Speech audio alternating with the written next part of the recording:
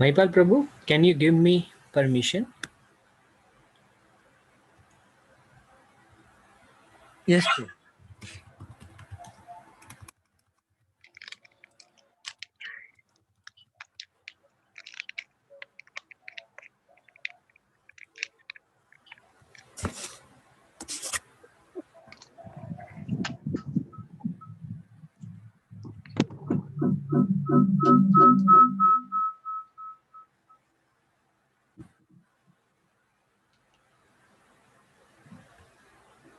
Yeah, okay, thank you.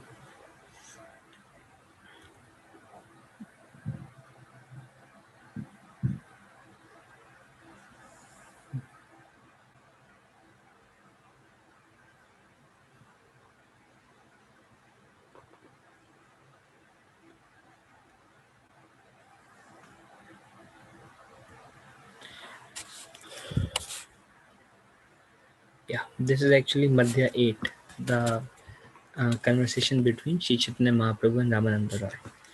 ओम अज्ञानतिमिरन्धस्य ज्ञानञ्जनशलाकया चक्षुरुन्मिलितं येन तस्मै श्रीगुरुवे नमः श्रीचैतन्यमनोभीष्टं स्थापितं येन भूतले स्वयं रूप कदा मह्यं ददाति स्वपदान्तिकं वन्देऽहं श्रीगुरुं श्रीयुतापदकमलं श्रीगुरुं वैष्णवंश्च श्रीरूपं साग्रजातं सहगण रघुनाथान्वितं तं सजीवं साद्वैतं सावधूतं परिजनसहितं कृष्णचैतन्यदेवं श्रीराधाकृष्णपादान् सहगणललिता श्रीविशाखान्वितं च हे कृष्ण करुणा सिंधु दीनबंधु जगतपते गोपेश गोपिका कांता राधा कांता नमस्तुते तप्त कांचन गौरंगी राधे वृंदावनेश्वरी वृषभानुसुते देवी प्रणमामि हरिप्रिये वाञ्छाकल्पतरुभ्यश्च कृपा सिन्धुभ्य एव च पतितानां पावनेभ्यो वैष्णवेभ्यो नमो नमः।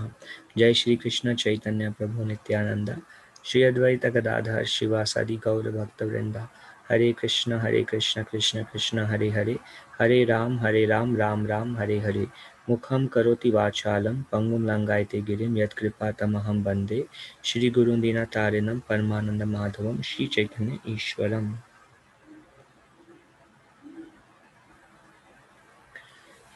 Okay. Uh,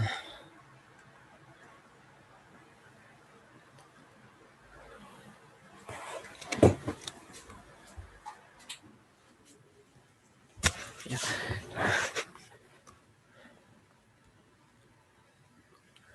Last week was our discussion on Sri Chaitanya Mahaprabhu beginning his South India tour. We saw how Chaitanya Mahaprabhu gave the mercy that he never gave in Nadia and other places in South India. Anybody he met, out of his pure prema wish, he transfer that prema, and they went to their village, and that's how a causeless mercy was spreading like a shower of rain throughout the area Sri Chaitanya Mahaprabhu was walking by. Then Mahaprabhu came to place near Vishakhapatnam.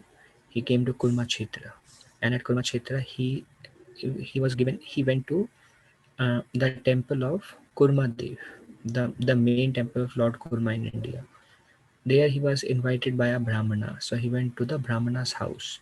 Brahmana was very much going through the suffering of material existence, and he was feeling that tap uh, of of material life. And when he saw the loving dealings of Sri Chaitanya Mahaprabhu and his affection, he became so attracted to the association that he felt, I cannot live without Lord's association, personal association. He wanted to leave his family and go with him, but Mahaprabhu forbade him, and he told him, "No, you stay where you are. Um, if you always nirantar laya Krishna naam, if you always chant the name of Krishna, and if you preach the message of Krishna consciousness, then um,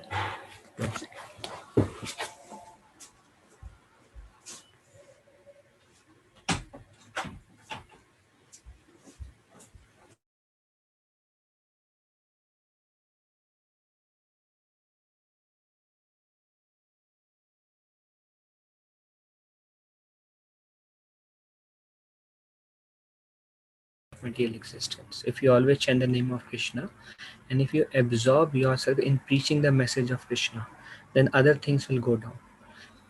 Then there was a Vipra, a, uh, a Vipra whose name was Vasudev. He heard about Sri Chaitanya Mahaprabhu and he got the news. He was a leper, humble leper, a realized, enlightened soul. He came to the house of um, Kurma Brahmana and found out that Lord Chaitanya Mahaprabhu is left. But Mahaprabhu immediately appeared there, embraced Vasudeva Vipra, and cured his leprosy. And then we discussed something about pride, how pride kicks in. Success brings pride. And then we saw Vasudeva Vipra was telling that I was in a very humble mood as a suffering um, soul, but now I have received your mercy. Now people will glorify me. Just like we were discussing, if just like Shamananda, if we get a darshan of Srimati Radharani, Shamananda got a darshan of Srimati Radharani and she put her nupur on Shamananda. How difficult it is to handle that glory. Little bit success here and there brings pride in our heart. Um, it's an anartha. Even though we don't want it, it forces itself to enter in our heart. So that was the fear, and we discussed something more on this subject matter. So this is a healthy fear one should have, and he presented this fear to Sri Chaitanya Mahaprabhu. How do I make sure I don't become proud during success? Because success will bring pride. So Chaitanya Mahaprabhu instruction is Nirantar Laiba Krishna Nam. Always chant the holy name of Krishna and um, preach the message of Krishna consciousness. Now, always chanting the name of Krishna requires humility because if we are not humble, we cannot chant. We cannot chant properly. If we are proud, if we become proud, then we'll make mistakes. Pride comes before fall. And when pride comes, we make mistakes, um, um, um, then our chanting will go down. If our chanting experience is reducing, means there is some mistakes we are committing. And always, if we always remain humble, pride will not come. Um, um, yeah. Another time when we make mistake, now what happened? It's a loop. We suppose our sadhana is very good, pride will come. When pride will come, then we will think that I am also something, and then I don't need to pay that much respect because now I also attained something. That kind of pride comes. Gaurang Prabhu makes a statement, and Gaurang Prabhu says that people do much better before initiation than after initiation, because before initiation they are very humble because they are eagerly looking for something that they don't have, though, so they maintain the humble mood. But when they get initiated, they have spiritual master, then they start thinking that I am also initiated now, I am also like everybody else. And then um, that thing comes into picture, that I am also a very nice Vaishnav. I also have Das and Devi Dasi on my name, and slowly pride starts kicking in. And especially if we are initiated and if we start preaching, then further one thinks that why do I need to pay respect to others? Now what is the difference? So this mundane consciousness starts creeping in, and that's what makes the progress in Krishna consciousness over a period of time difficult. We are discussing another statement by Gaurang Prabhu. He says coming to Krishna consciousness is difficult, maintaining Krishna consciousness over a period of time is more difficult, and maintaining Krishna consciousness and being happy in Krishna consciousness is most difficult. So one has to be very careful. A small mistake we make and our chanting will go down. And now this is a endless loop. Once chanting goes down, our behavior with others, all wrong things will start coming, fault finding will start coming, intelligence will not be able to discriminate, and we will start doing wrong things, and it's all mundane consciousness creeps in, and then we start making mistake and we simply keep going down. Now when we displease Vaishnav, see, the thing is, Vaishnav will never speak. If you scold somebody, or if you do an action that is displeasing to Vaishnav, Vaishnav will always tolerate. So that's why dealing with Vaishnav is most dangerous, because they will not speak. It becomes easier if they say, I am displeased because you did that, and then we rectify, then it is resolved. But the nature of Vaishnav is tolerance. They will never speak. So Srila Prabhupada said that the greatness of a personality can be estimated by one's ability to tolerate provoking situations. Now, silence has power because they don't speak.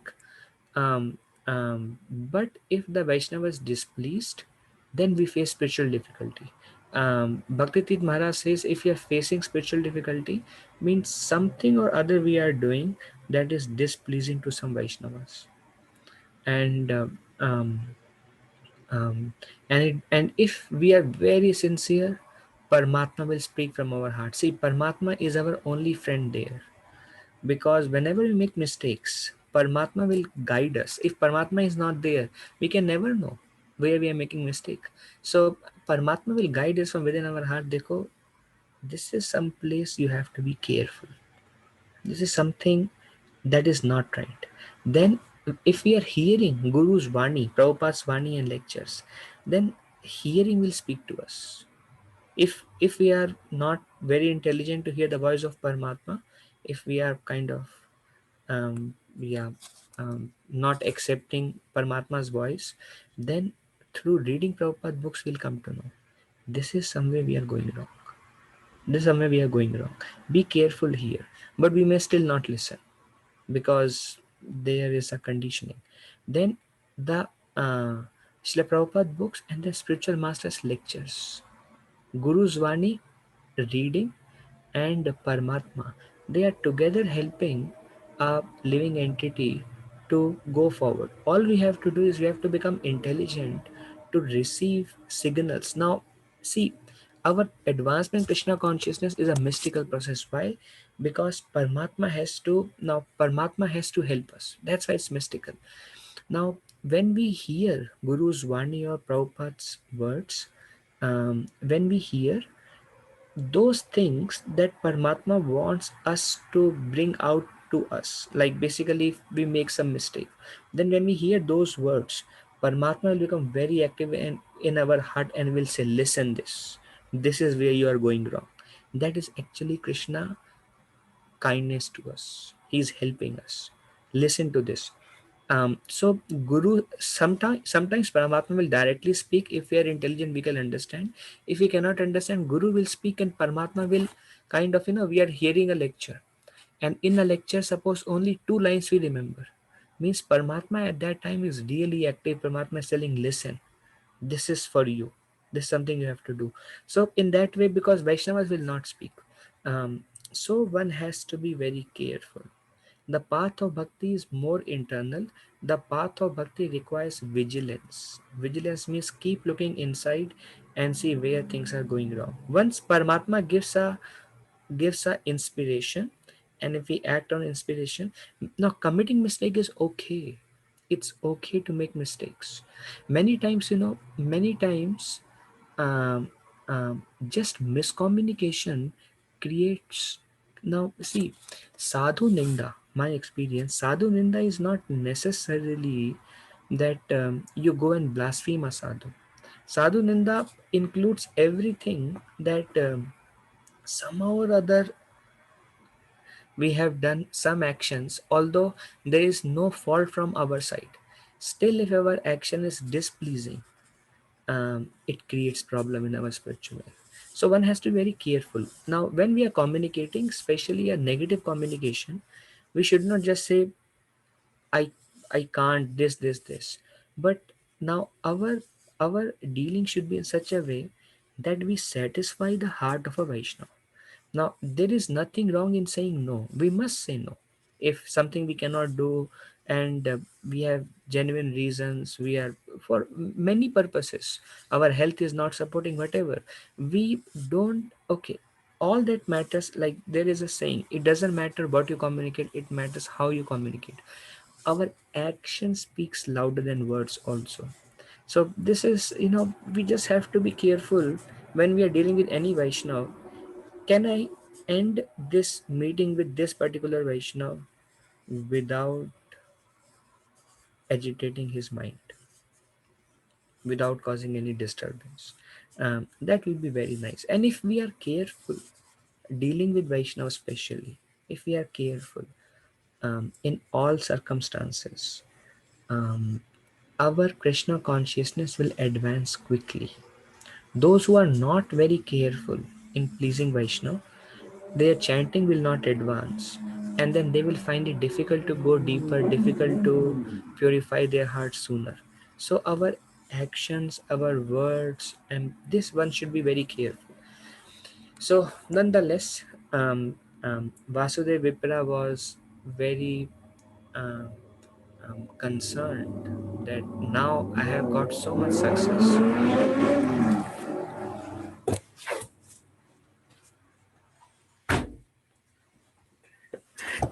It's very hot, so I open the window. But when I open the window, a lot of sound started coming. Okay, so Vasudev Vipra had that, and Mahaprabhu said always chant the holy name, because um, um, when actually chanting with lack of taste makes us humble. I don't know how many of you have experienced, but when we realize actually I'm not able to chant properly, that will make us humble. This is the purport of the second verse of Shiksha Ashtakam. नामना मकारी बहुधा निज सर्वशक्ति तत्रार्पिता नियमित स्मरणे न काला एकादशी भगवान दूरदैवम idisham iha jananuragaha. Durदैवम means my Lord, I have no taste in chanting the holy names. That will lead to Trinadapi Samichena. So once we realize that, oh, I have no taste in the holy name, then we will see actually we are willing to take a humble position. See, now this is how ego works. When the chanting is very good, now we feel that I don't need to bow down. I don't need to say sorry. I don't need to approach. I don't need. Because we think everything is going fine. So what is the need? So there is a tendency in good sadhana to lose the factor of humility, the natural tendency. But what happens is Krishna makes us that pride. Krishna makes us commit a mistake. That is also Krishna's arrangement. Now, when we have to go down, there will be external cause, but that external cause is created by Krishna. Krishna is like Rishikesh. He has complete control over our senses. So Krishna will make us do something, make us say something. This also happens so that Krishna wants us to experience that. um, and when we are actually doing very bad in our sadhana, then at some point of time it feel like, no, I need to rectify it. My life is becoming too difficult with this. So continuous chanting will actually force us to become humble, and humility will enhance continuous chanting. So there is a cyclic loop, and that will help us advance. That was uh, um, so, yeah, something subject matter of last week. Shirisha Mataji. Hare Krishna Prabhuji, Dandavat. Um, so, like, I need some clarification here, Prabhuji. The hint, like, suppose if our chanting is not good, and then Paramatma is making mistake. If I take like falsely that, then again it will be problem, right, Prabhuji? So how can, Okay, your question is if I take falsely. meaning that suppose my chanting is not good, but like if I'm under the impression that like Krishna wants me to realize something, but uh, I did not do any mistake, but Krishna wants me to learn some lesson. Well, that's not a good consciousness to cultivate. Yes, Prabhuji. So how can we not go in that direction? Like, Yeah, so see, there will be two possibilities, right, Prabhuji? Either to take humble position and look for the mistake wherever it is, and if I know that Krishna is making arrangement that uh, to suppose if that yeah, situation, if we take it easy, that will be damage our. sadhana. Yeah, yeah. Best is now I have noticed that in my own self, and I see that voice as coming from false ego because that voice is like um, I am good, everything I am doing is good, and it's just Krishna's arrangement. So let me go through it. Um, a, a humbler position is um, um, two things should happen. One is chanting with humility. Humility means, my Lord, you can kill me, you can trample upon me. Asli Shiva Padaratam Pinashtuma, the last verse of Sikshashtakam. You can kill me, trample upon me, you can do anything you want. I remain your humble servant. That's one important situation. Important thing in that situation is not blaming Krishna, not criticizing Krishna, but my Lord, whatever you do, I am your servant. I am going to chant, even if I cry, even if whatever you do with me, I'm going to do this. And then, my Lord, please help me understand where I am going wrong. If you are really sincere and trying, Krishna will guide you from within your heart. Krishna will say, maybe these are the two possible reasons. See, the the you okay, you will be able to identify the cause if you have the reason, if you have a desire to identify. When you don't have a desire to know what the cause is, "Ye yathamam prapaddam tam tadeva bhajamiham." Krishna will reciprocate according to your desire. You have to desire, my Lord, please help me understand. Something is going wrong. When you have that feeling something is going wrong, it means there is a clear desire that you want to understand what is going wrong. Then some inspirations will also come. Another thing, like this bad chanting has so many ill effects. Bhaktivinoda Thakur mentions, those who want to read can read. Harinam Chintamani, effects of bad chanting. This bad chanting will also lead to increase in material desires. Everything starts falling down from this effect of bad chanting. So a careful Vaishnav like yourself, who are very sincere, mostly our chanting will be good. But the moment we see a dip, pray to Krishna, have a desire to identify. Once inspiration comes, there is nothing wrong in calling the devotee that, okay, is there something wrong I did, then please forgive me. Because devotees will not say anything. They are Vaishnavas, they will tolerate. But the thing is, Krishna doesn't tolerate. Okay, Srisha Mataji, did I answer your address your query? Yes, Prabhu. Thank you, Prabhu. Thank you, Mataji. Any other question?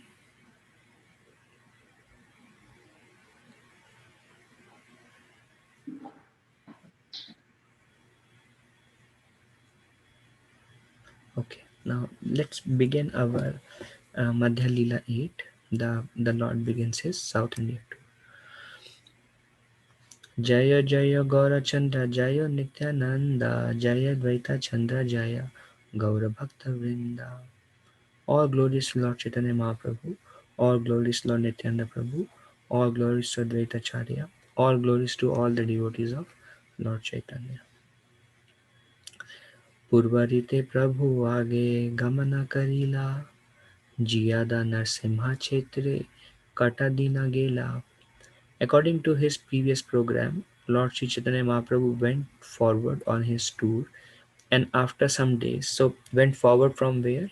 From continued after showing his mercy to Vasudev Vipra. So Lord continued forward on his tour. After some days, arrived at the place of pilgrimage known as Jiyada Narsimha. The temple known as Simhachala is the best temple in the vicinity of Vishakhapatnam. Prabhupada says around 5 miles or around 10 miles from Vishakhapatnam. So then the Lord continued. Now Kurma Kshetra comes little distance before Vishakhapatnam, few more days travel, and then Lord went to Simhachal. Even there he glorified Lord Nrsimhadev, offered various prayers Lord Nrsimhadev, chanted and danced. Then again stayed at the house of a Vipra Brahmana. Then he again started walking. Then whenever he was walking, he would give that prema wish To everybody he was seen through his glance, through his touch, through instructing them in chanting name of Hari. And then they went to their village, and these pastimes of Sri Chaitanya Mahaprabhu continued. Although very ferocious, the lioness is very kind to her cubs. Similarly, although very ferocious to non-devotees like Hiranyakashipu, Lord Nrsimhadev is very very soft and kind to devotees like Prahlad Maharaj. Nrsimhadev is actually the most ferocious form of the Lord, half man, half lion. Now, lion is not a very uh, gentle creature, especially a Ugra Veera Mahavishnu. Is a Ugra form. Is not very peaceful and calm and kind and smiling. But just like um, um, for a devotee, they see Lord as protector. Just like now we are all under shelter, like ladies are under shelter of husband, kids are under shelter of their father, those who, so when somebody misbehave with us and our shelter comes and protect us or fight with them, we feel sheltered, protected. But their anger gives us pleasure. Their anger does not make us fearful. Why? Because we know they are in our favor. Another example is like the lion. Everybody is scared of lion, but when the lion cubs, the children of lion, when they see the lion, they feel very much sheltered and protected. But everybody else, lion makes everybody runs away. So likewise, the demons and others are very afraid of Lord Nrsimhadev. But when the devotees see Lord Nrsimhadev, love flows from their hearts because they know that he is becoming angry for me. He is giving me shelter. He is protecting me from evil forces. So very very beautiful analogy. The next morning, in the great ecstasy of love, Lord Chaitanya Mahaprabhu started on his tour. So he went to a Brahmana's house, stayed, just because we have heard that, not repeating that part. Stayed, gave him love of God, and the next morning came and he continued his tour. Started on his tour with no knowledge of the proper direction, and he continued the whole day and night. So he's just walking on the corner of the ocean, kind of like this. In the corner he's walking. Uh, and some nights he would stay in temple. Some nights he would just be completely lost in prema vesh, Krishna prema, and he just kept walking. He continued whole day and night. One thing I have seen, the people who really need to be tolerant is the servant of pure devotees. That's a very difficult task. Kala Krishna Das, Lord Chaitanya Mahaprabhu is on a transcendental platform. So every activity is completely forgotten. But Kala Krishna Das has to tolerate. So those who personally serve Srila Prabhupada and any spiritual master, they know that it's very difficult seva to be with because they're completely transcendental. Prabhupada would go with the servant and Prabhupada would sleep only 2 hours. Wherever he would go, he would just change the clock and run whole day and continue serving. And the servant has to be Prabhupada, and the servant is hungry, and the servant needs some rest, tired, exhausted, and so much control because he's dealing with fire. Pure devotees are fire. So that's a real difficult service, is to deal with pure devotees of the Lord. That's why it is said, unless we are very advanced, let's not go close to pure devotees. Um, Godavari dekhi haila, Yamuna smarana, Tirevana dekhi smriti, haila vrindavana. When he saw the river Godavari, the Lord remembered the river Yamuna. And when he saw the forest on the banks of the river, he remembered Sri Vrindavan Dham. So this is a consciousness of pure devotees. They carry Vrindavan in their heart, or they see Vrindavan everywhere. Recently, I was hearing a lecture that when devotees, any temple near the river, devotees see that as Yamuna flowing. Even in America, if you go, it's just a matter of consciousness, what you are seeing. Lord Chaitanya Mahaprabhu would see a small sand hill and he would think that this is Govardhan. So just, it's this is what it means to become Krishna conscious. Now, very good example is if you hear Shrimad Bhagavatam and you hear the Venu Geet of Shrimad Bhagavatam, you will see in Shrimad Bhagavatam Venu Geet how the Krishna consciousness of the gopis, when they see clouds, they see, oh, He's such a nice devotee of Krishna. When they see rivers, they see, oh, she's such a nice devotee of Krishna. When they see birds, they see, oh, they are sages. So, like from just by deeply studying that chapter, you will see that everywhere they are saying that everyone is attracted to Krishna. So, what happens is our love permeates the environment, and then we see love flowing everywhere. Our consciousness goes out. um, um, and same thing happens when there are fault within, then we see fault in everyone else, and when there is prema within, we see prema everywhere else. So the uttamadhikari, that's why uttamadhikari, he sees everybody is a pure devotee of Krishna. And that Shrimad Bhagavatam is, see, 10th canto of Bhagavatam, when we will come there, 10th canto of Bhagavatam is not for philosophy. It's not for intellect should stop there when we come there. It's just a matter of appreciation and relishment. Try to understand, try to see, try to understand Krishna, try to understand the love of pure devotees of Krishna. And then Mahajarani and the Katha Sambandha, try to follow them. Although we are not uh, on that platform, artificially follow. That's called sadhana bhakti. Sadhana means you are trying. So here we see Shri Chaitanya Mahaprabhu. Um, he would see Godavari, he remembered Yamuna, and he would see forest.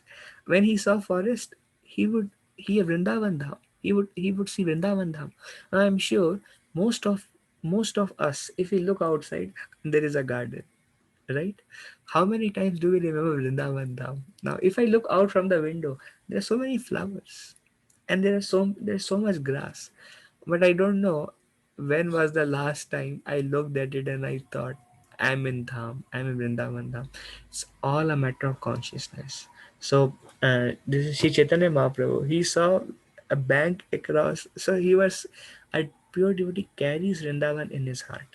Vrindavan is a state of consciousness. Rupa Goswami says one should reside in Vrindavan. This is one of the five most important actions to make progress. Five most potent forms of devotional service. Mathura Bas. And he says those who cannot reside in Vrindavan should try to reside in the mind. But yeah, regularly hearing coming across, at least at that point of time, we feel like, and then constant hearing at some point of time we'll get there. At that time, accompanied by the sound of music, Ramananda Roy came there on a palanquin to take his bath. So Sri Chaitanya Mahaprabhu was in Premavish all the time. He took the bath in Godavari thinking this is Yamuna, and he was meditating on that I am in Vrindavan, just seeing the garden. At that point of time, now interesting, Ramananda Roy came on a palanquin uh, to take his bath. Now, some Brahmanas and some many other people were carrying him on a palanquin. So, actually, humility is not externals. Humility is when you, in your heart, are convinced about the goal of your life, about greatness and supremacy of Krishna, and see yourself as a servant. If you are established, that's humility. Many people, they may bow down externally, but internally they may find fault. Actually, that is not humility at all. Actually, bhava grahi janatana. Krishna sees the bhav. Krishna does not see. So the real humility is internally how much I am looking. I mean, okay, internal. Now, for that's why for a pure devotee, they don't need to bow down like sannyasi. They don't need to bow down because they are established in humility within their heart. They now, uh, pride is an anartha. After advancement Krishna consciousness, it will go away. So when you are in a palanquin or like Srila Prabhupada, you are going in a limousine, or um, um, you have like Srila Prabhupada tens of thousands of disciples, pride will not come because they are pure devotees. So they are completely fixed in their consciousness as a servant of Krishna. But we have to be careful because our external affect us. So we have to be careful. We bow down, we follow, we our actions are such that our actions are such that um, we can whatever bodily actions helps us to become humble, we should do it. Actually, the purpose of bowing down is to surrender our chitta, our mind, our intelligence, our subtle body. That's the purpose of bowing down. Now, for people like us, when we don't bow down, it's difficult to take a humble position. But for pure devotees, they are fixed in their chitta, in a mode of humble servant. So Ramananda Roy is going on a palanquin to take his bath. प्रभु तांडे देखी जानीला ए रामा राय, ताहारा मिलीते प्रभु मना ओथी धाय. Prabhu Tandre Dekhi, as soon as Sri Chaitanya Mahaprabhu saw Janila, he came to know, Ei Rama Roy, this is Ramananda Roy. Now, Ramananda Roy and Chaitanya Mahaprabhu never met each other. Sarvabhauma Bhattacharya gave instruction to Chaitanya Mahaprabhu, when you go to South India too, please meet Ramananda Roy. Lord Chaitanya Mahaprabhu saw a man coming in a palanquin, and he could understand this must be Ramananda Roy. It's not that he saw Ramananda Roy deeply chanting with tears in his eyes, and he thought, well, he's such an advanced devotee, he may be Ramananda Roy. Mahaprabhu just saw him coming in a palanquin like a king, and he thought this must be a Rama Roy. Sri Chaitanya Mahaprabhu could understand that the person who had come to bathe in the river was Ramananda Roy. The Lord wanted to meet Lord wanted so much to meet him that his mind immediately began running after him. This is interesting. This is very interesting. Although Sri Chaitanya Mahaprabhu was running after him mentally, he patiently remained sitting. Mahaprabhu is running, and Ramananda Roy is seeing Mahaprabhu running, and he's patiently sitting in his palanquin and he's watching. Uh, Ramananda Roy, seeing the wonderful sannyasi, he patiently remained sitting. Ramananda Roy, seeing the wonderful sannyasi, then came to see him. So he was patiently sitting and he's walking, he's seeing that this sannyasi is running towards me. Then Ramananda Roy became curious, and then he got up, and then he wanted to see, who is this sannyasi who is coming to see me. Srila Ramananda Raj then saw Sri Chaitanya Mahaprabhu to be as brilliant as 100 suns. When he saw the beauty of Lord Chaitanya, the Lord was covered by a saffron garment. See, sun is golden complexion, and Sri Chaitanya Mahaprabhu form is golden complexion. So there is, and then the saffron cloth is also like a golden cloth. So there is, and the face of Sri Chaitanya Mahaprabhu has such effulgence. Uh, so that face and that saffron cloth and the sun and the effulgence and his own aura, Gaura means golden, was like you know like a chamba kind of. So the Lord was covered by a saffron garment. His face was as brilliant, and it's a daytime, as brilliant as hundred of suns.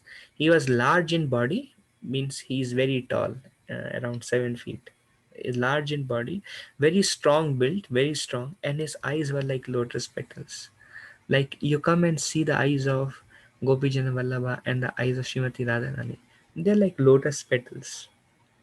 So just looking at their eyes, they're so attractive. Just look at their eyes and you will see so much love emanating from their lotus eyes, and they're so attractive.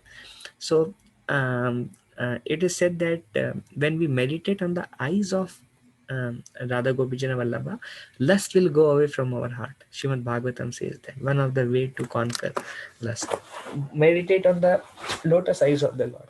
So Ramananda Roy saw such brilliance, effulgence, and the lotus eyes of Sri Chaitanya Mahaprabhu highly attractive. So he was very much attracted to Sri Chaitanya Mahaprabhu. When Ramananda Roy saw the wonderful sannyasi, he was struck with wonder. He went to him and immediately offered his respectful obeisances, falling down flat like a rod. Ramananda Roy understood. And Ramananda Roy understood this is Swayam Bhagavan. That's how, Paramatma works. Now, another thing is Ramananda Roy is Vishakha Devi. We will hear more about it. So he went and he fell down like a rod. The Lord stood up and asked Ramananda Roy to rise and chant the holy name of Krishna. In this, Chaitanya Mahaprabhu was very eager to embrace him. So The Lord actually wanted to embrace Ramananda Roy, and Ramananda Roy is like paying obeisances. So Chaitanya Mahaprabhu wants Ramananda Roy, get up, and Mahaprabhu wanted to embrace Ramananda Roy. So very eager, but he's falling down like a stick. Um, now, why is there so much eagerness? Um, this is something from Vilap Kushumanjali, which is a book by Raghunath Das Goswami, one of the deepest book. O fair-faced Vishakhi. This is his prayer to Vishakha Devi, because he serves under guidance of Vishakha Devi. So he's telling, "O fair-faced Vishakhi, my queen will not leave your company for even a moment." So Shrimati Radharani and Vishakha Devi are of the same age. They were exactly same number of years, same number of same month and same day. So they're exactly the same age. So my queen, now naturally when happened, they're not twins, but they're like twins, because same, exactly same age. My queen will not leave your company, um, um, will not leave your company for even a moment, because you are of the same age as Radha. You are the realm of her joking pastimes. So Radhani always is in association with Vishakha Devi, and because of the same age, she reveals everything to Vishakha Devi, and Vishakha Devi gives her a suggestion like a friend. Now there is Lalita Devi and there is Vishakha Devi. Lalita Devi, Lalita Devi is the leader, and they the love of Lalita and Vishakha for Srimati Radharani is unbounded. Um, the the the best among the best among the Ashtasakis, these two, Lalita and Vishakha Devi. But Lalita Devi is little elder in age. So there is unlimited prema, yet there is an age difference also. But Vishakha Devi is of the same age. So Radharani never leaves the association of Vishakha Devi. So you are of the same age as Radha, and you are the realm of her joking pastimes. Please save my life from the affliction of separation and show me my Ishwari. Ishwari is refers to my queen, which is Srimati Radharani. This is Raghunath Das Goswami praying that show me my Ishwari, save my life, because this is in very old age of Raghunath Das Goswami in Vrindavan on the bank of Radha Kund, and he is feeling intense separation of Srimati Radharani. He wants to serve, and uh, he is praying to her. Roop and Sanatan Goswami have already left the planet, and he's just crying. So this Vilap Kushumanjali, Vilap means crying, the word Vilap. So Vilap Kushumanjali is the perfection of Raghunath Das Goswami and his mood of service to Srimati Radharani. So he is in that deep Vilap mode. Please save me my life. Please save my life from the affliction of separation. He is in so much pain, and he is praying to Vishakha Devi that Srimati Radharani is always with you. You are of the same age. My queen will not leave your company. So please introduce me to her. So that's the mood.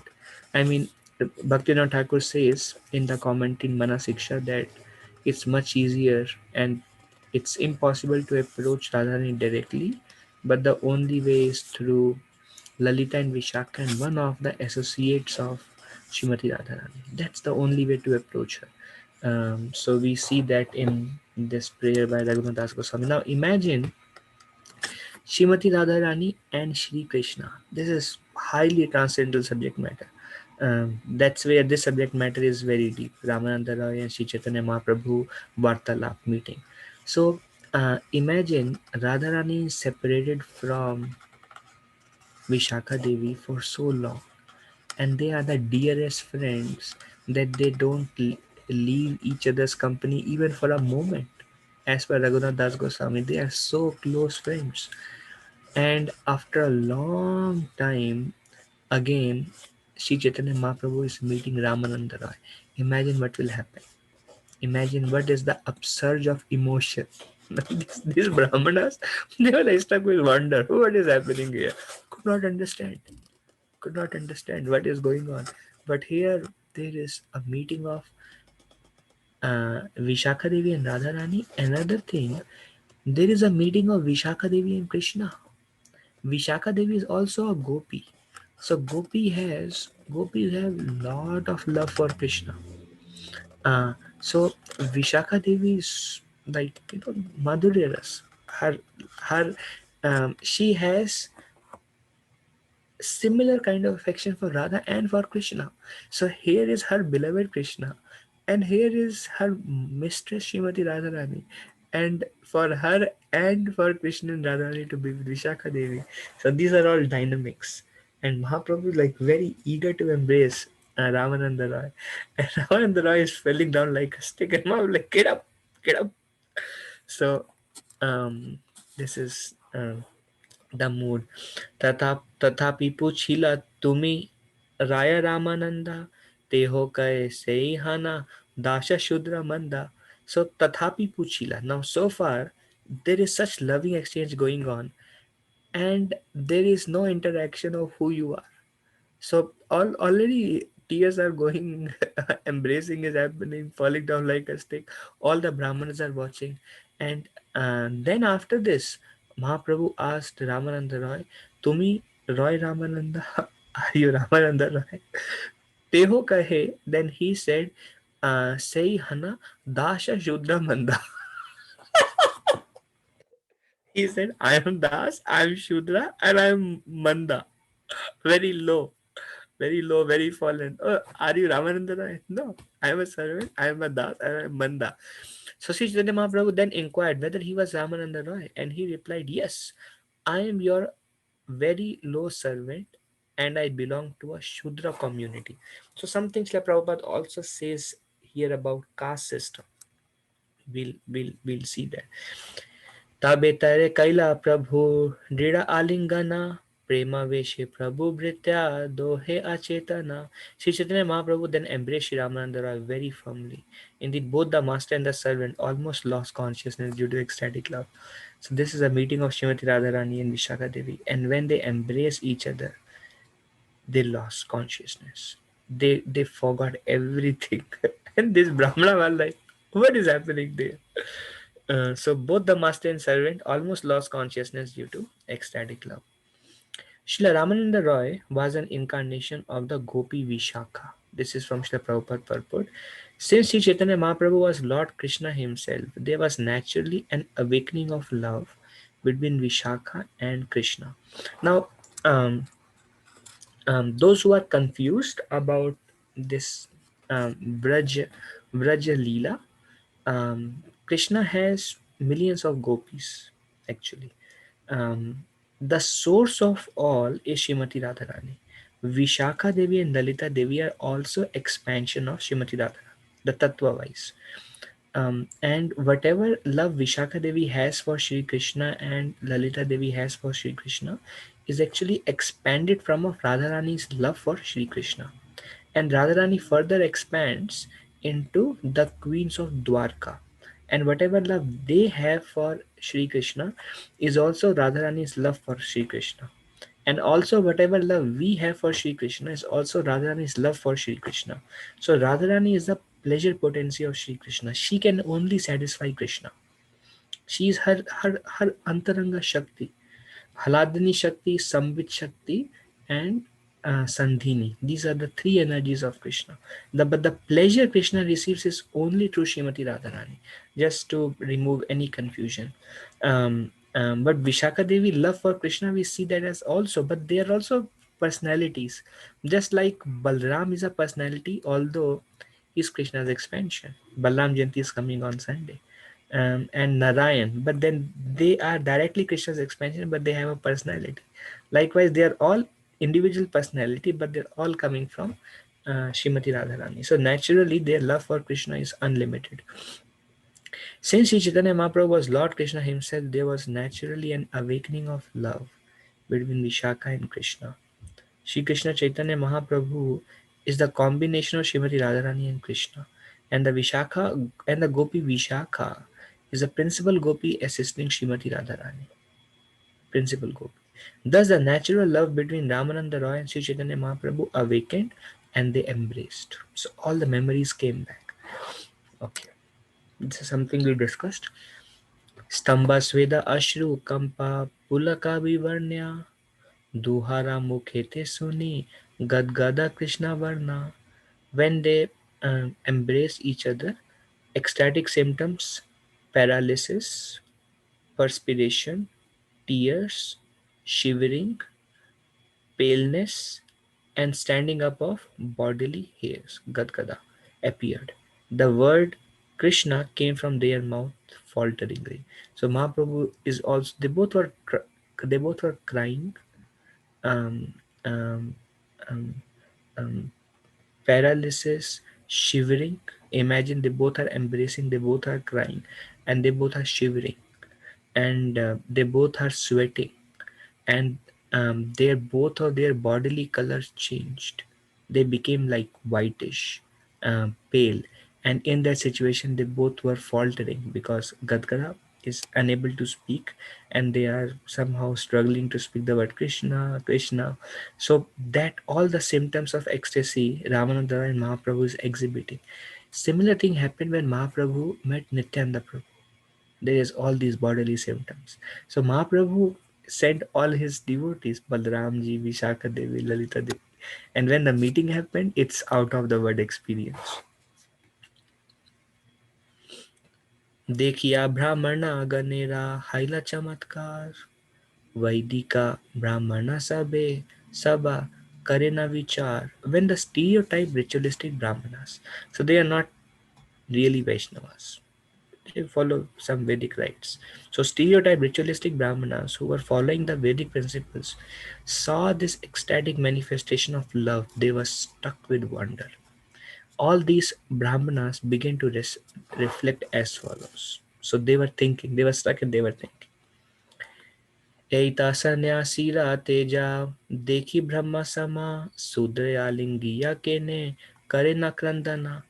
Eita sanyasira तेज देखी ब्रह्म sama. This is यही तो सन्यासी. Tej, when he they saw the Tej, the effulgence, देखी ब्रह्म sama. He's not different from Brahman effulgence because Brahmanas are attracted to Brahman effulgence. So यही तो सन्यासी and his reflection is like his aura is like Brahman effulgence. Shudre alingiya kene Karena Krandana, and he's embracing a Shudra. Now they are Brahmanas, and they are they carried all servants carried Ramanadara and palanquin. Ramanadara was a government officer, and but he was a born Shudra.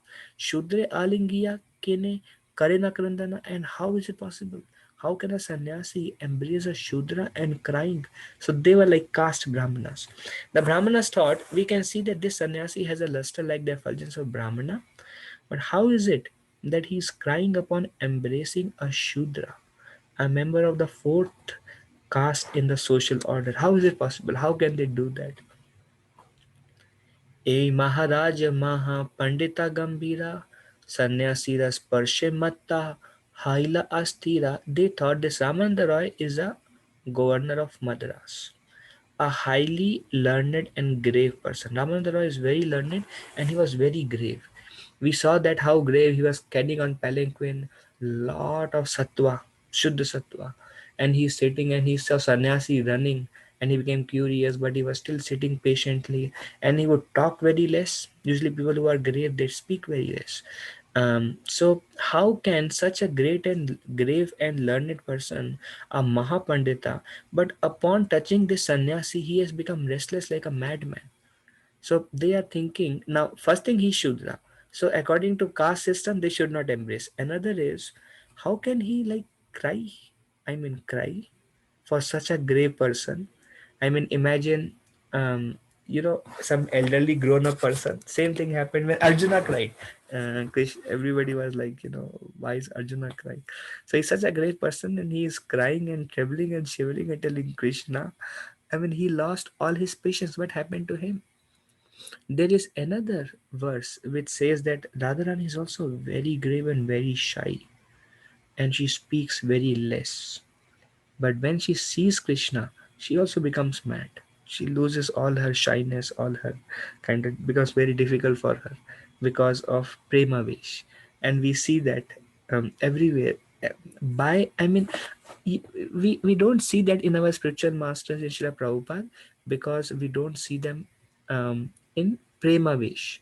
We see them mostly, they are very grave personalities, but when they are in deep consciousness with Krishna, everybody is like, that it changes, but they don't behave outwardly. We see that in all great personalities. uh, so we see that in Ramananda Roy also, and they were also thinking, how can such a grave and patient person become restless like a madman? How can such behavior change? See what happens now when somebody become restless, mad like that, then especially restless and behave like child, then a caste Brahmana will think this is he's in mode of passion, but this is not mode of passion. This is unmad, Mahabhav. This is completely Shuddha Sattva. While the Brahmanas were thinking in this way about the activities of Sri Chaitanya Mahaprabhu and Ramananda Roy, Sri Chaitanya Mahaprabhu saw those outsiders and restrained his transcendental emotions. So, so because, yeah, so um, a, a spiritual person should not exhibit his emotions in front of others. um, for example, if sometime you are chanting and if you feel like, or in kirtan, or in katha, or any point of time, if tears come from your eyes or something should happen, and if others see you, you will lose your ecstasy, you will lose your devotion. So it is shown here by Sri Chaitanya Mahaprabhu and Ramananda Roy that they both subsided their ecstasies when they saw that people were not ready to understand that. Yeah. When they regained their sanity, they both sat down, and Sri Chaitanya Mahaprabhu smiled and began to speak as follows. So they kind of became sober, and they sat down, and Mahaprabhu started speaking. Sarva Bhattacharya spoke of your good qualities, and he made a great endeavor to convince me to meet you. So now the conversation started. Sri Chaitanya Mahaprabhu said, the main conversation we will enter only next week. This week is just building the base for Krishna Katha to happen next week. Sarva Bhattacharya spoke of your good quality. Mahaprabhu is telling, Sarva Bhattacharya told me about you, and he made a great endeavor to convince me to meet you. So, conversation. Ramanda Roy said, I can see that you have bestowed special mercy upon Sarvam Bhattacharya, because Ramananda Roy has met Sarvam Bhattacharya before. Sarvam Bhattacharya was a Mayavad, impersonal sannyasi, and he could not understand Ramananda Roy, and Ramananda Roy could understand that he is an impersonalist. But when he heard the news Sarvam Bhattacharya, Ramananda Roy said, I can see that you have bestowed special mercy upon Sarvam Bhattacharya. Therefore, you have touched me, although I am untouchable. This is due only to his love for you. So this is the nature of a pure Vaishnav. Ramananda Roy is not thinking that I deserve your audience because I am such a nice soul. I am such a great soul. I am such a Vaishnav. So that feeling is not there. But the feeling is because you love Sarvabhaum Bhattacharya, and Sarvabhaum Bhattacharya asked you to meet me. So you have shown your mercy to me also, who is untouchable. So whatever it takes for us to take a humble position, the nature the ego works, this is something one has to cater, because it's internal voice. Your success will be if you can identify the internal voice and then not act on it, and then if you're able to reject the voice of the ego and maintain the humility. This is a difficult task, but we will hear so many voices of ego that that voice will say only one thing. That voice will point out to one conclusion all the time, that you are a great devotee, you are a great devotee, you are a great devotee, because of you this is happening, because you that is happening, because of you whatever is happening. That voice one has to reject and take a humble position. Then you can continue to remain a servant of Sri Chaitanya Mahaprabhu. So he did not take any credit, and he said, I am untouchable, it is your love for him, that you have shown your mercy onto me. कहाँ तुम्ही साक्षात ईश्वर नारायण, कहाँ मुनि राजा सेवी विषयी शुद्र धामा, You are the Supreme Personality of Godhead, Narayan himself, and I am only a government servant interested in materialistic activities. Indeed, I am the lowest among men of the fourth class. You are Sakshat Narayan, and I am only a materialistic servant who is a Shudra by nature. Okay, now something about from Srila Prabhupada's purport regarding the caste system. Something instructive. The Vaishyas and Shudras do not clearly understand God consciousness, but if they take to Krishna consciousness by the mercy of Krishna and the spiritual master, they do not remain in the lower caste. Pap Yonaya. It is clearly stated, Tepi Yanti Param Gatim. Okay, so Krishna. Now, what is caste system? Brahmana, Kshatriya, Vaishya, Shudra. The caste system is based on how much God conscious one is. Shudra are not interested in God consciousness. Vaishya are only interested in wealth. Kshatriyas, they have some sattva, they hear the Brahmanas, but they want to control and um, lead, and they get their nourishment from those activities. At the same time, they keep God in the center. And Brahmanas, they try to be worshipper of God for the most part. So this caste system is actually based on how much God consciousness we are. That's the purpose of caste system. The Vaishya and Shudra do not clearly understand God consciousness. That's why they are called Vaishya and Shudra, lower intelligence. Like Krishna says also, lower intelligence, they are less intelligent people. Less intelligent mean, intelligence means they cannot understand that they are part and parcel of Krishna, and love of Krishna is goal of life. But they get absorbed in material activities, and they are attracted to Dhanam, Janam and Sundarim, wealth, fame, opposite sex. They are again and again attracted to these things. So this is called lower birth. I'm talking about myself only here. This is called lower birth. So lower birth means um, they lack the discrimination power, they lack the intelligence, and they're attracted to temporary things, knowing that everything that I'm attracted to will be lost at the time of death. And if there are people, they will also die, I will also die. If it's name and fame, it will go away, vanish as if never there. People who are glorifying me will criticize me, same people will criticize me tomorrow. And dhanam, it will come and go. And it is giving me so much anxiety, this principle of dhanam. So they don't see Krishna as the goal of life, so that is less intelligent and lower caste.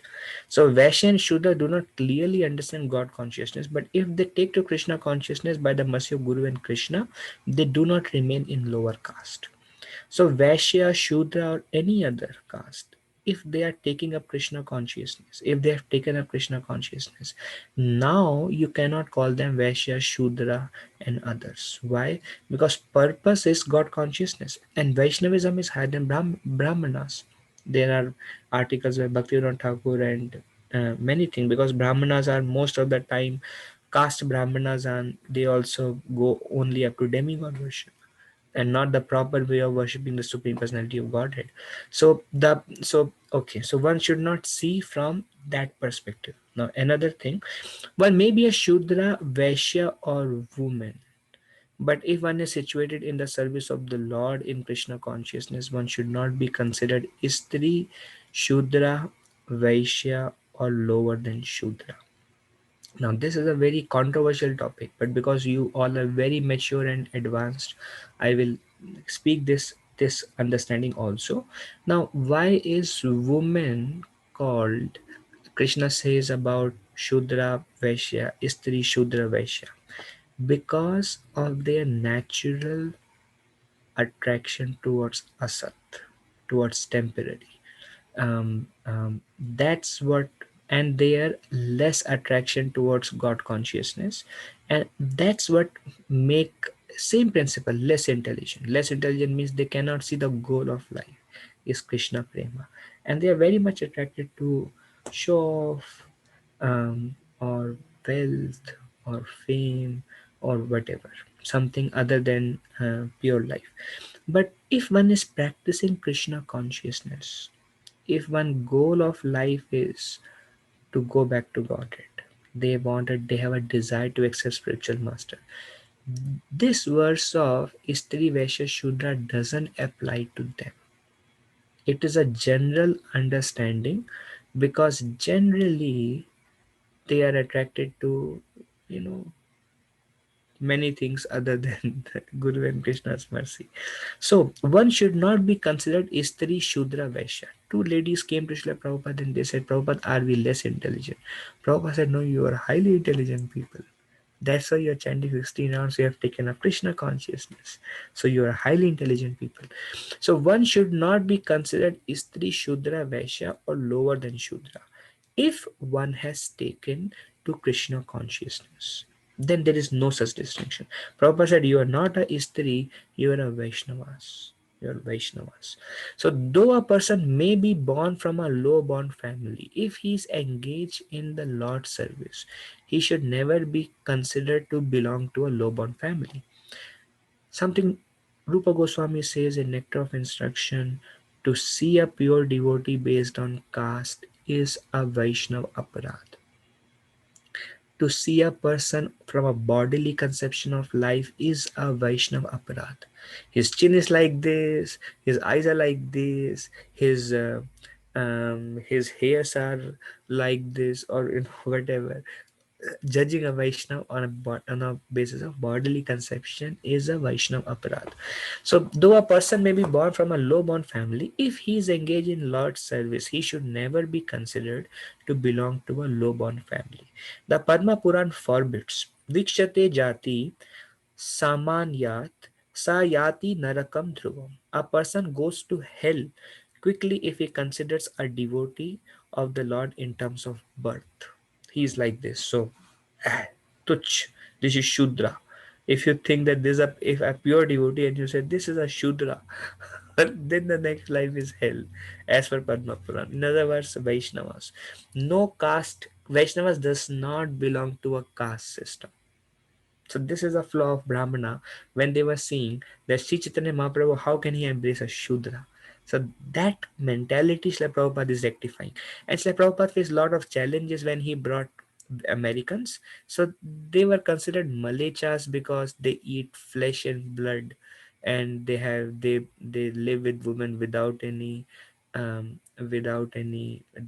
marriage, and they live together. Free sex is like the slogan in that age, and every day wine and smoke is like their bread and butter. Just like rice and dal, for them it's wine and smoke. So they are called malechas. So they are actually malechas, but not those who have taken up chanting of Hare Krishna Mahamantra. Not those. So those people go to hell who consider the devotees on the basis of the caste. Even though one may engage in government service or in other pound shillings pence business, people would call Prabhupada pound shilling man because he was a businessman, he would make money. So Prabhupada has a lot of realization there. So Prabhupada is saying even though one may engage in government service or in other pound shilling pence business, but Prabhupada is a pure devotee, Mahabhagavad Vaishnava. In short, in materialistic life, he need only take to Krishna consciousness. Krishna consciousness is a very simple process. One need only chant the holy name of the Lord and strictly follow the principles forbidding sinful activity. Let's not commit any sinful activity. Avoid sinful activities, and chant the holy name of Krishna sincerely. In this way, one can no longer be considered an untouchable Vishayi or Shudra. One will not be considered. Even though he may be rich, he may be in government service, he may be anywhere. If he is chanting the holy names, following four regulated principles, he is not a Vishayi or a Shudra. He may live in a very palatial home. He is not a Vishayi because his goal is clear. Actually, no one follows the principles enunciated in religious scriptures. Now, something about Brahmanas. The Brahmana says that we are very strict with following the principles, but purpose is actually no one follows the principles enunciated in religious scriptures. Some we follow, some we don't. So no one perfectly follow. These are disease of this age. Therefore, merciful Sri Chaitanya Mahaprabhu has simply advised us to chant Hare Krishna Mahamantra. Hare Nam, Hare Nam Eva Kevalam. The Lord can deliver anyone and everyone. Even though one may have fallen from the injunctions of revealed scriptures. Yeah, we are low born, Shudra, our activities are Shudraik, and our thoughts are Shudras, our words are Shudras, and yes, this is who we are. But then, but the Lord can deliver everyone. It doesn't matter. That's why He's called Patita Pavana. The Lord can deliver anyone and everyone, even though one may have fallen from the injunction of revealed scripture. So naturally, if we have such low birth, low thoughts, low activities, and um, so if we are such low, we have fallen from the injunction of revealed scriptures. This is Sri Chaitanya Mahaprabhu's special mercy, that he has come to deliver and give Krishna prema to even people like us. Consequently, he is known as Patita Pavana, the deliverer of the fallen souls. All we have to do is just realize that we are fallen. This is something that has to be established in our heart. This is the consciousness of Sri Chaitanya Mahaprabhu. This is the consciousness of Ramananda Roy. This is the consciousness of Rupa Goswami. This is the consciousness of Srila Prabhupada. That I am fallen. Prabhupada is telling my Lord, um, I am very fallen, I am not incapable in his poem. Ramananda Roy is telling, I am Shuddha and I am untouchable. Mukunda, when Lord Chaitanya Mahaprabhu came and drank water, he said, my Lord, my life is condemned because I am so fallen and you have drank water from my pot. And he became unconscious because he felt so bad, he actually fainted out of aggrievedness.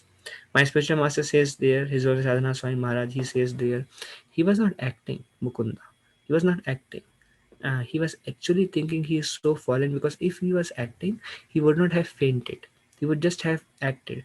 So this consciousness has to settle in. Somehow or other, our devotee is very eager to see a small fault and always consider that, yeah, I am fallen. I am fallen. I am fallen. I am fallen. So this consciousness has to register. Then, if you take shelter of Lord and chant Hare Krishna Maha Mantra, you will be able to advance very nicely. The very good example is Srila Bhakti Vinod Thakur. Amar Jivan Sada Papera Tha Nahi to Punira Lesha. Amara Jivan Sada Papera Tha. What is my life? It only consists of pap. A devotee should not remember anything good he is doing. He should only remember some bad instance in his or her life. And he should remember, oh, this is who I am. This is my identity. And people pay respect to me. Oh no, I am such a hypocrite. How can, and I'm speaking about Krishna. I'm discussing Bhagavad Gita. Oh Krishna. So now you are actually well situated. If you think in this way. So, very encouraging words. Mahaprabhu has come to deliver people like us who are patitas. That's why he's Patita Pavana. Mahanta Swabhav e Tarite Pamara Nija Karya Nahi Tabu Yana Tara Ghara. It is a general practice of all saintly person to deliver the fallen. So, this is a consciousness of Ramananda Roy, that I am fallen and your dharma is to protect me. Kind of, you are saintly. So it is a swabhava of saintly person to deliver the fallen people like me. Therefore, they go to people's house, although they have no personal business there. You have come to me just to deliver me. Just to deliver me. Although you have no purpose, it's just your mercy, Prabhu. It's just your mercy that you are coming to me. I mean, who am I and who are you? And you showing your mercy to me, I am indebted. So that's a beautiful consciousness that will really please Guru and Krishna. So similarly, something Prabhupada says, this is very heart touching to me whenever this things comes of Rupa and Sanatan and this particular verse. This is something that I'm always touched by. Similarly, so I always put when Prabhupada says this particular thing. Similarly, a person in householder life may be very important, but he may also voluntarily take to the mendicant way of life. Rupa and Sanatan were ministers. but they voluntarily accepted the mendicant's life in order to humbly preach Chaitanya Mahaprabhu's message. It is said about them, Tyaktva tu namaseshamandalapati Shrenim sadatu chava Bhutva dina Ganesha kau karunaya Kaupi na kanthashito Tyaktva Turnam Ashesha Mandalapati. Shri Rupa and Sanatan Goswami were Mandalapati, millionaires, unlimited gold coins. They were Mandalapati. Tyaktva Turnam. They gave it up. They gave everything up. Tyaktva Turnam Ashesha Mandalapati Srenim Sada Tuchhavat. And they gave it up Sada Tuchhavat, as if it's Tuch. They gave it up as if this is worthless. They Mandalapati. Bhutva Dina Ganesha Kau Karunaya Kaupina Kanthashito, and they just accepted Kaupin. Kaupin is undergarments, that's all. They just lived in those, and they wear like short towel that is above the knees, just like this much length towel. They wear kaupin and short towel, and you see the pictures of our Goswamis, and what do you see? You see a bead bag in one hand, and they are wearing a short towel. And what they were, Taktva Deham Ashesha Mandalapati Sheriam Sada Tuchavat, Bhutva Dina Gane Dashav Karanaya, Kaupina Kanthashito. Although the Goswamis were very aristocratic, on the order of Sri Chaitanya Mahaprabhu, they became mendicants just to deliver the fallen souls. One should also consider those who engage in the missionary activities of Krishna consciousness movement are under the guidance of Sri Chaitanya Mahaprabhu. So this is some words of encouragement from Srila Prabhupada to all of you, because most of you are actually preaching. So Prabhupada is telling one should also consider those who engage in missionary activities of Krishna consciousness movement are under the guidance of Sri Chaitanya Mahaprabhu. If you are engaged in any sort of preaching activity, you should know you are being guided by Sri Chaitanya Mahaprabhu. You have the mercy of Sri Chaitanya Mahaprabhu. Unless this is Mahaprabhu's mission, is disseminating the knowledge and giving the holy name and helping anybody. So unless you have the mercy of Sri Chaitanya Mahaprabhu, you cannot do it. So you are all under the guidance of Sri Chaitanya Mahaprabhu. Amara sang Amara sange brahmanadi Sahasrika jana tomara darshana sabha Dravibhuta Marna. Along with me, there are about 1,000 men, including the Brahmanas, and all of them appear to have had their hearts melted simply by seeing you. Now, this is the beautiful effect of prema. Prema permeates. Now, when Mahaprabhu and Ramananda Roy were embracing, tears were coming out, they were shivering, their skin became pale, and the Brahmanas were finding fault also. That's because of their conditioning. Still, their hearts melted. And Ramananda Roy said, there are around about 1,000 men with me. So that shows Ramananda Roy is in a very, very influential position. Along with me, there are about 1,000 men, including the Brahmanas. All of them appear to have their hearts melted simply by seeing you. So Ramananda Roy is telling, simply by seeing you, see, their heart are also melted. They're like, like rock hard hearts. Their heart has also melted by seeing you. Um, Krishna Krishna Nama Suni Sabara Vadane Sabara Anga Pulakita Ashrunayane. I hear everyone chanting the holy name of Krishna. Everybody body is filled with ecstasy and there are tears in everyone's eyes. This is how the prema permeates. These caste Brahmanas, by association Sri Chaitanya Mahaprabhu, they are also chanting the name of Krishna and tears are coming from their eyes. This much mercy is impossible. That's why Parama Karuna Pahuduja Nitai Gaura Chandra. Saba Avatara Saba Shiromani and Nitai Gaura Chandra. This Nitai Gaur are the crest jewel of all other incarnations. Why? Parama Karuna, they have given Ashru, the tears in the eyes and shivering in the body to even people like us. So इसलिए Lochan Das Thakur says भजो भजो भाई चैतन्य नेता है. Yes, भाई do one thing. भजो भजो भाई चैतन्य नेता है. Um, uh, um, so Ramananda Roy was astonished. Are these people I know, they are having tears in their eyes. My God. प्रभु कहे तुम्ही महाभागवत भागवतोत्तमा तुम्हारा दर्शन सबरा द्रवाइला मना. Chaitanya Mahaprabhu said, not me, Baba, you. He said, Tumi Maha Bhagavatottama, Bhagavata Uttama. You are Mahabhagavat. Prabhu, this is Chaitanya Mahaprabhu now. The dealing of a Vaishnavas is they always take a humble position. So Sri Chaitanya Mahaprabhu came to show how a devotee should behave in his own example. So Mahaprabhu is telling Tumi Mahabhagvat Uttama Tomara Darshane, your darshan Sabara Drava Haila Mana. They all their heart has melted. Drava means melted. All their hearts have melted by your darshan. Now just think about it. They are coming with Ramananda Roy. They know Ramananda Roy. Most of them are Ramananda Roy's servant. But Chaitanya Mahaprabhu is telling, because you are a Mahabhagavat Uttama, your darshan has melted their heart. So this is how the Lord refutes when anybody glorifies Sri Chaitanya Mahaprabhu. Mahaprabhu immediately refutes. Mahaprabhu never accepts any glory. To the extent when somebody is told Mahaprabhu that you are Swayam Narayan, he will close his ears and say Krishna, Krishna, Krishna. So this is how he behaves. Um, the Lord replied to Ramananda Roy, Sir, you are the best of the topmost devotee. Therefore, simply the sight of you has melted everyone's heart. It's not me, it's your association. अंधेरा की कथा आमी मायावादी सन्यासी आमी हाथों मारा स्पर्शे कृष्ण प्रेमा भासी अंधेरा की कथा आमी मायावा सन्यासी. Bhai, I am not a devotee, I am Mayavad sannyasi.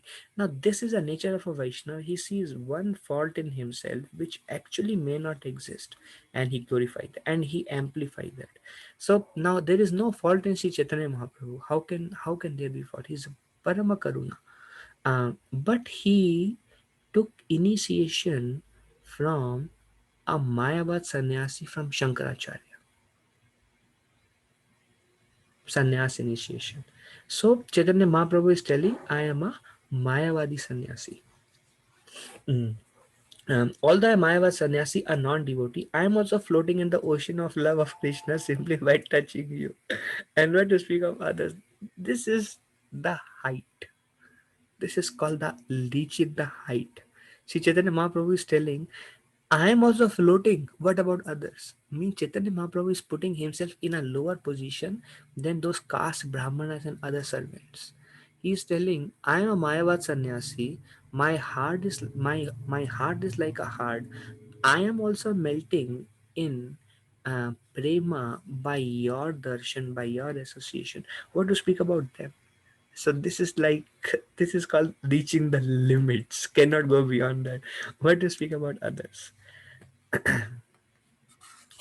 ए जानी कथिना मोरा हृदय शोधिता सर्वभौमा कही लेना तुम्हारा मिलिता. Sarvabhauma Bhattacharya knew this would happen.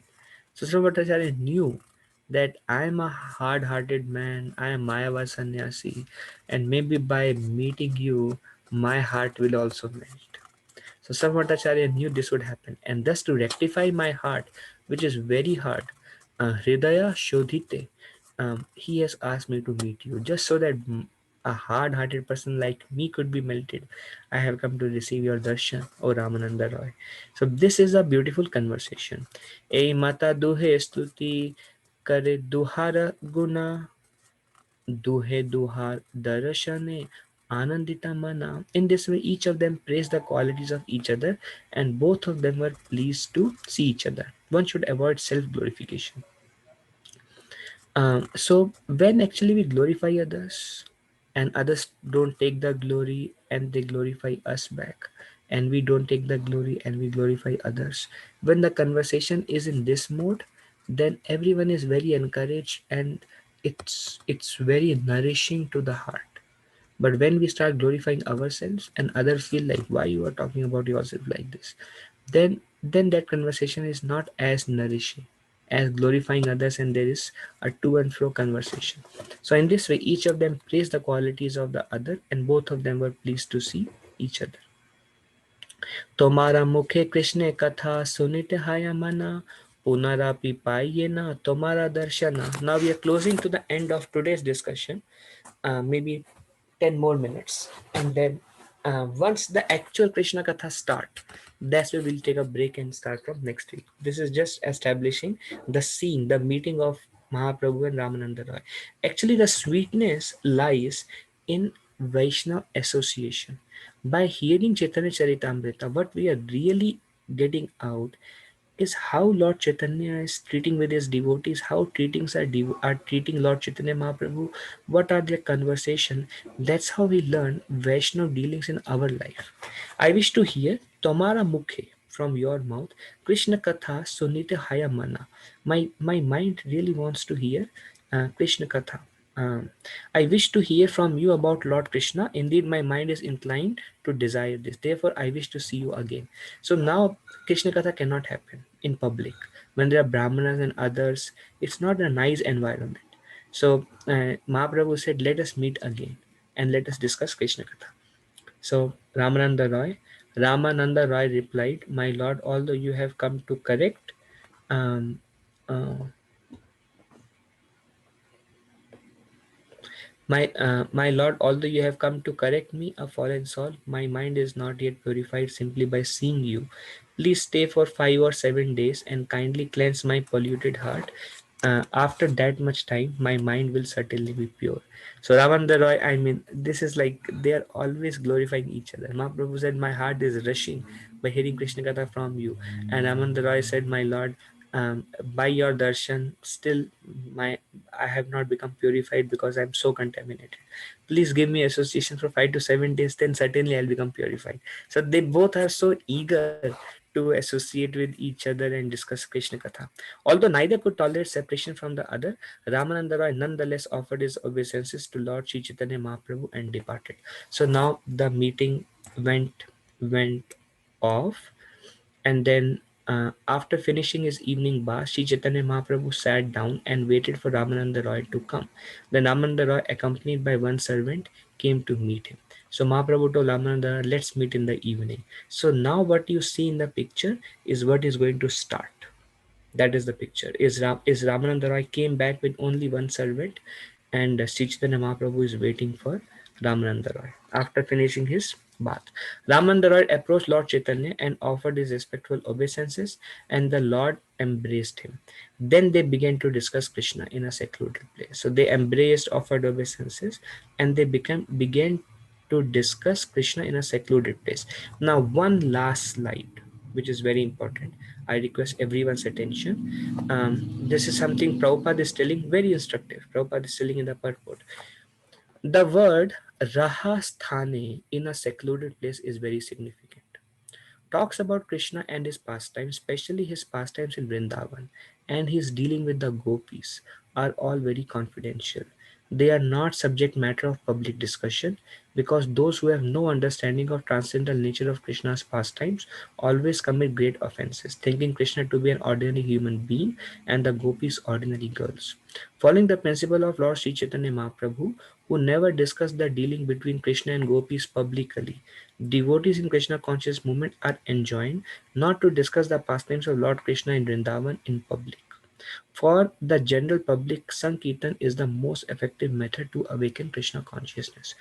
So one Prabhupada said, Ramananda Roy came in personal in a secret place. The word is Rahasthane, secluded place. Prabhupada said this is very significant that other than a secluded meeting, this discussion of Krishna in Vrindavan and about Krishna and the gopis should not be discussed in public. These discussions should not be held because people are not ready. Um, for general public, Sankirtan is the most effective method to awaken Krishna consciousness. Just promote the chanting of the holy name. Just do that. Nothing else. Once again, I will talk about Krishna and his pastimes, especially his pastimes in Vrindavan and his dealing with the gopis, are all very confidential. They are not subject matter for public discussion because those who have no understanding of transcendental nature of Krishna's pastimes always commit great offenses, thinking Krishna to be ordinary human being and the gopis as ordinary girls. In fact, at one place I heard Krishna in Vrindavan and his dealing with the gopis should be discussed only with Brahman initiated devotees. I've heard that also. To that extent, these topics are confidential. Following the principle of Sri Chaitanya Mahaprabhu, who never discussed the dealings between Krishna and gopis publicly, devotees in Krishna consciousness movement are enjoined not to discuss the pastimes of Lord Krishna in Vrindavan in public. For the public, general public, Sankirtan is the most effective method to awaken Krishna consciousness. Um, so this is very instructive for all of us. And okay, this is the last slide. He taught the principle of bhakti cult to students like Sanatan Goswami and Rupa Goswami. He discussed with Sri Ramananda Roy the topmost devotional dealings between Krishna and the gopis.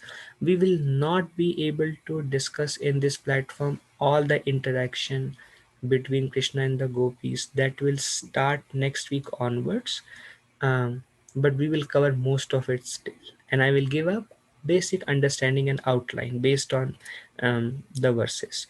For the general populace, he performed Sankirtan very vigorously. This conversation is highly confidential between Sri Chaitanya Mahaprabhu and Ramananda Roy. In fact, the rasa dance is also discussed here. So some of the section of Sri Chaitanya Charitamrita, like this section, and then in Antilya there are certain section. Bhakti Sansazai Thakur said, "Do not read," but Bhakti Sansazai Thakur said, if you have spent 15 to 20 years chanting Hare Krishna Mahamantra, then he said, then you can read. And he said, you must read. But he said, but otherwise you should not read. But the general principle is, unless one is on a very firm platform um, um, of his life dedicated to Sri Krishna, one should not hear. But at some point of time, one should hear, because one needs to go there, know that, and get nourished through Krishna Katha. Ultimately, Krishna Katha is the supreme. And Krishna Katha is going to purify us really fast. And Krishna Katha will develop lot of attraction for Krishna. Unless we hear about Krishna, how will we develop the attraction for Krishna? Our purpose is go back to Vrindavan. How can we go back to Vrindavan unless we don't know what's happening in Vrindavan? Unless we develop attraction for Krishna, for Vrindavan, for Radharani, for Gopas, and for Sakhis, and unless we develop attraction, how will you go there? You don't want to go to a home where you don't know anybody. But if you have a strong, loving relationship with somebody in a particular home, you want to go where people love you the most. So you will go back to Krishna only when you have a strong desire. See, laulyam ekam api mulyam. It's the greed to attain that will enable you to attain that. That greed will come by hearing. That's why Krishna Katha. That's why Krishna says in Bhagavad Gita, Kathyanta cha mam nityam tushyanti cha ramanti cha. When my pure devotees come together and discuss about me, and they derive great satisfaction and bliss from that conversation. So, um, yeah, for general public, we should perform massive Sankirtan. Okay, that's all at this point of time. Are there any discussions?